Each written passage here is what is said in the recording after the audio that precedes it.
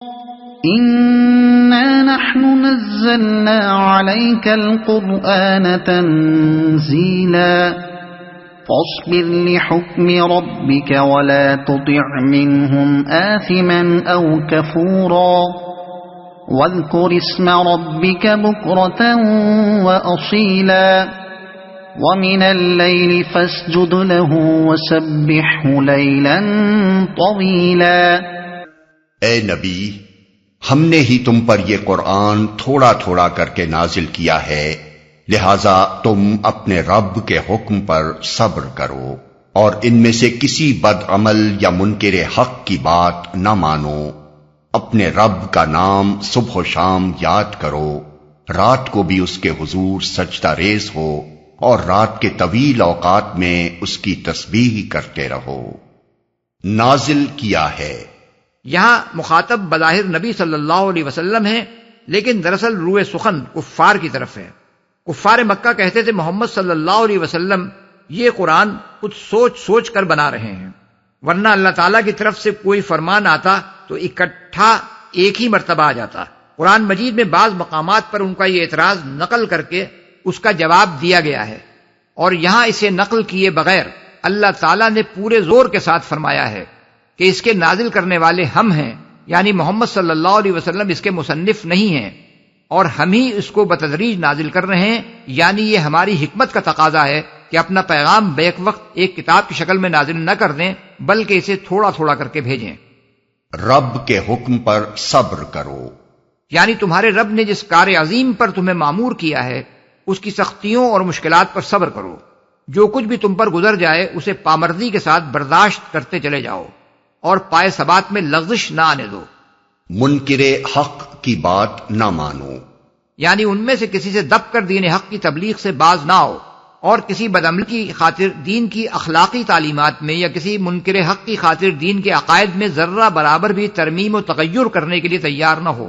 جو کچھ حرام و ناجائز ہے اسے برملا حرام و ناجائز کہو، خواہ کوئی بدکار کتنا ہی زور لگائے کہ تم اس کی مذمت میں ذرا سی نرمی ہی برت لو، اور جو عقائد باطل ہیں انہیں کھلم کھلا باطل، اور جو حق ہیں انہیں اعلانیہ حق کہو، چاہے کفار تمہارا منہ بند کرنے یا اس معاملے میں کچھ نرمی اختیار کرنے کے لیے تم پر کتنا ہی دباؤ ڈالیں۔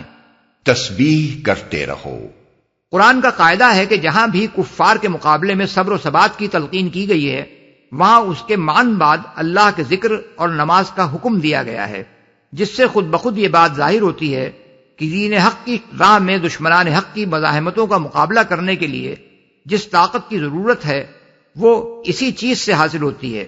صبح و شام اللہ کا ذکر کرنے سے مراد ہمیشہ اللہ کو یاد کرنا بھی ہو سکتا ہے، مگر جب اللہ کی یاد کا حکم اوقات کے تعین کے ساتھ دیا جائے تو پھر اس سے مراد نماز ہوتی ہے۔ اس آیت میں سب سے پہلے فرمایا وَاذْكُرِ اسْمَ رَبِّكَ بُكْرَةً وَأَصِيلًا۔ بکرا عربی زبان میں صبح کو کہتے ہیں، اور اصیل کا لفظ زوال کے وقت سے غروب تک کے لیے استعمال ہوتا ہے، جس میں ظہر اور عصر کے اوقات آ جاتے ہیں۔ پھر فرمایا وَمِنَ اللَّيْلِ فَاسْجُدْ لَهُ۔ رات کا وقت غروب آفتاب کے بعد شروع ہو جاتا ہے، اس لیے رات کو سجدہ کرنے کے حکم میں مغرب اور عشاء دونوں وقتوں کی نمازیں شامل ہو جاتی ہیں۔ اس کے بعد یہ ارشاد کہ رات کے طویل اوقات میں اس کی تسبیح کرتے رہو نماز تہجد کی طرف صاف اشارہ کرتا ہے۔ اس سے یہ بھی معلوم ہوا کہ نماز کے یہی اوقات ابتدا سے اسلام میں تھے، البتہ اوقات اور رکعتوں کے تعین کے ساتھ پنج وقتہ نماز کی فرضیت کا حکم معراج کے موقع پر دیا گیا۔ إن هؤلاء يحبون العاجلة ويذرون وراءهم يوما ثقيلا۔ یہ لوگ تو جلدی حاصل ہونے والی چیز دنیا سے محبت رکھتے ہیں اور آگے جو بھاری دن آنے والا ہے اسے نظر انداز کر دیتے ہیں۔ یعنی یہ کفار قریش جس وجہ سے اخلاق اور عقائد کی گمراہیوں پر مصر ہیں اور جس بنا پر آپ کی دعوت حق کے لیے ان کے کان بہرے ہو گئے ہیں، وہ دراصل ان کی دنیا پرستی اور آخرت سے بے فکری اور بے نیازی ہے۔ اس لیے ایک سچے خدا پرست انسان کا راستہ ان کے راستے سے اتنا الگ ہے کہ دونوں کے درمیان کسی مصالحت کا سرے سے کوئی سوال ہی پیدا نہیں ہوتا۔ نحن خلقناهم وشددنا أسرهم وَإِذَا شِئْنَا بَدَّلْنَا أَمْثَالَهُمْ تَبْدِيلًا ہم نے ہی ان کو پیدا کیا ہے اور ان کے جوڑ بند مضبوط کیے ہیں، اور ہم جب چاہیں ان کی شکلوں کو بدل کر رکھ دیں۔ اصل الفاظ ہیں اذا شئنا بدلنا امثالہم تبدیلا۔ اس فقرے کے کئی معنی ہو سکتے ہیں۔ ایک یہ کہ ہم جب چاہیں انہیں ہلاک کر کے انہی کی جنس کے دوسرے لوگ ان کی جگہ لا سکتے ہیں جو اپنے کردار میں ان سے مختلف ہوں۔ دوسرے یہ کہ ہم جب چاہیں ان کی شکلیں تبدیل کر سکتے ہیں، یعنی جس طرح ہم کسی کو تندرست اور سلیم الاعضاء بنا سکتے ہیں، اسی طرح ہم اس پر بھی قادر ہیں کہ کسی کو مفلوج کر دیں، کسی کو لقوہ مار جائے اور کوئی کسی بیماری یا حادثے کا شکار ہو کر اپاہج ہو جائے۔ تیسرے یہ کہ ہم جب چاہیں موت کے بعد ان کو دوبارہ کسی اور شکل میں پیدا کر سکتے ہیں۔ إن هذه تذكرة فمن شاء اتخذ إلى ربه سبيلا وما تشاءون إلا أن يشاء الله إن الله كان عليما حكيما يدخل من يشاء في رحمته والظالمين أعد لهم عذابا أليما۔ یہ ایک نصیحت ہے، اب جس کا جی چاہے اپنے رب کی طرف جانے کا راستہ اختیار کر لے، اور تمہارے چاہنے سے کچھ نہیں ہوتا جب تک کہ اللہ نہ چاہے۔ یقیناً اللہ بڑا علیم و حکیم ہے، اپنی رحمت میں جس کو چاہتا ہے داخل کرتا ہے، اور ظالموں کے لیے اس نے دردناک عذاب تیار کر رکھا ہے جب تک کہ اللہ نہ چاہے۔ ان آیات میں تین باتیں ارشاد ہوئی ہیں۔ ایک یہ کہ جس کا جی چاہے اپنے رب کی طرف جانے کا راستہ اختیار کر لے، دوسرے یہ کہ تمہارے چاہنے سے کچھ نہیں ہوتا جب تک اللہ نہ چاہے، تیسرے یہ کہ اللہ بڑا حکیم و علیم ہے۔ ان تینوں باتوں پر اگر اچھی طرح غور کیا جائے تو انسان کی آزادی اختیار اور اللہ کی مشیت کا تعلق بخوبی سمجھ میں آ جاتا ہے، اور وہ تمام الجھنیں صاف ہو جاتی ہیں جو تقدیر کے مسئلے میں بالعموم لوگوں کے ذہنوں میں پائی جاتی ہیں۔ پہلی آیت سے معلوم ہوتا ہے کہ اس دنیا میں انسان کو جو اختیارات دیے گئے ہیں وہ صرف اس حد تک ہیں کہ یہاں زندگی بسر کرنے کے لیے جو مختلف راستے اس کے سامنے آتے ہیں ان میں سے کسی کو اختیار کرنے کا فیصلہ کر لے۔ یہ انتخاب کی آزادی، فریڈم آف چوائس ہے جو اللہ نے اس کو دی ہے۔ مثلا ایک آدمی کے سامنے اپنی روزی حاصل کرنے کا سوال جب آتا ہے تو اس کے آگے بہت سے راستے ہوتے ہیں، جن میں سے کچھ حلال ہیں جیسے جائز نوعیت کی محنت مزدوری، ملازمت، تجارت یا صنعت و حرفت یا زراعت، اور کچھ حرام ہیں مثلا چوری، ڈاکہ، رہزنی، جیب تراشی، عصمت فروشی، سود خواری، قمار بازی، رشوت اور حرام نوعیت کی نوکریاں اور تجارتیں وغیرہ۔ ان میں سے کسی ایک راستے کو اختیار کرنے کا فیصلہ انسان کے اپنے انتخاب پر چھوڑ دیا گیا ہے کہ وہ اپنا رزق کس طریقے سے حاصل کرنا چاہتا ہے۔ اسی طرح اخلاق کے مختلف ڈھنگ ہیں۔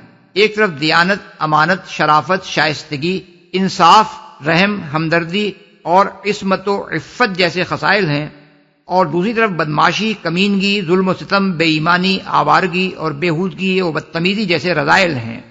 اس کو پوری آزادی ہے کہ ان میں سے جس ڈھنگ کے اخلاق اختیار کرنا چاہے کر لے۔ ایسا ہی معاملہ دین و مذہب کا ہے کہ اس میں بھی بہت سے راستے انسان کے سامنے کھلے ہوئے ہیں۔ الحاد اور انکار خدا، شرک و بت پرستی، شرک و توحید کے مختلف مخلوطے، اور ایک وہ خالص خدا پرستی جس کی تعلیم قرآن دیتا ہے۔ ان میں بھی یہ فیصلہ کرنا انسانی پر چھوڑ دیا گیا ہے کہ وہ ان میں سے کس کو اختیار کرنا چاہتا ہے۔ اللہ تعالیٰ اس پر جبراً اپنا کوئی فیصلہ نہیں ٹھوستا کہ وہ چاہتا تو ہو حلال روزی اور اللہ زبردستی اسے حرام خور بنائے، یا وہ چاہتا تو ہو قرآن کی پیروی اور اللہ جبراً اسے ملحد یا مشرک یا کافر بنا دے، یا وہ چاہتا تو ہو نیک انسان بننا اور اللہ اسے خواہ مخواہ بد بنا دے۔ لیکن اس آزادی انتخاب کے بعد یہ بات کہ انسان عملاً بھی وہی کچھ کر سکے جو وہ کرنا چاہتا ہے، اللہ کی مشیت اور اس کے اذن اور اس کی توفیق پر منحصر ہے۔ اگر اللہ کی مشیت یہ ہو کہ انسان کو وہ کام کرنے دے جس کے کرنے کی خواہش یا ارادہ یا فیصلہ اس نے کیا ہے، تبھی وہ اس کو کر سکتا ہے، ورنہ وہ چاہے کتنی ہی کوشش کر لے، اللہ کے اذن اور اس کی مشیت کے بغیر کچھ نہیں کر سکتا۔